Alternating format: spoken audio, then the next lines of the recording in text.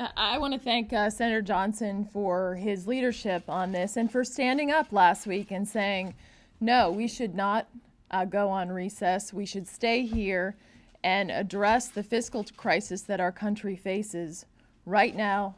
And I also want to thank my other colleagues that are standing here with me today.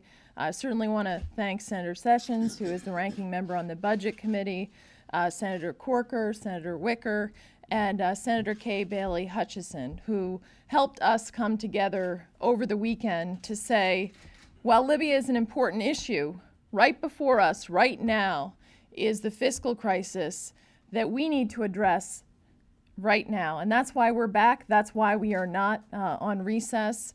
And I want to say I'm very disappointed that in pulling the Libya vote, because Senator Reid did not have the votes, because Republicans said, we are going to deal right now with this fiscal crisis and make sure that we get our fiscal house in order in Washington.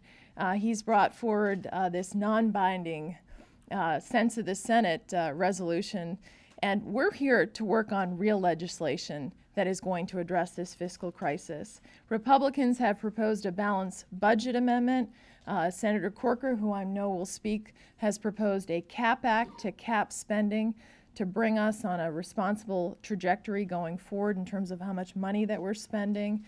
And we should be bringing a real budget resolution to the floor. So unfortunately, this latest sense of the Senate that's totally non-binding is really just a political stunt on behalf of the majority leader. We're done with political stunts. What we need is real leadership.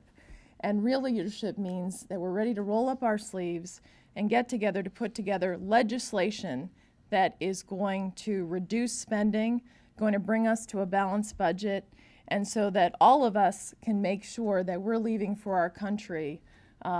We are leaving for the next generation, my children, your children, a better country and preserving the greatest country in the world. And that's what this is all about. We're ready this week to roll up our sleeves and get to work.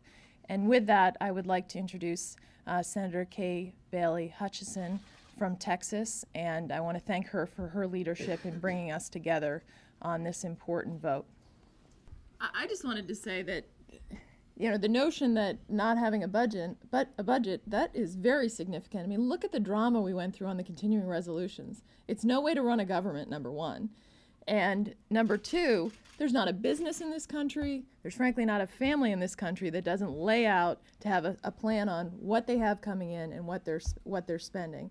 And that's why we keep harping on it, because that is why it says in the law, April 1st, April 15th, to put the budget together and meeting those deadlines. The hard work in a committee of actually rolling up your sleeves and having to prioritize and decide where you're going to spend your dollars.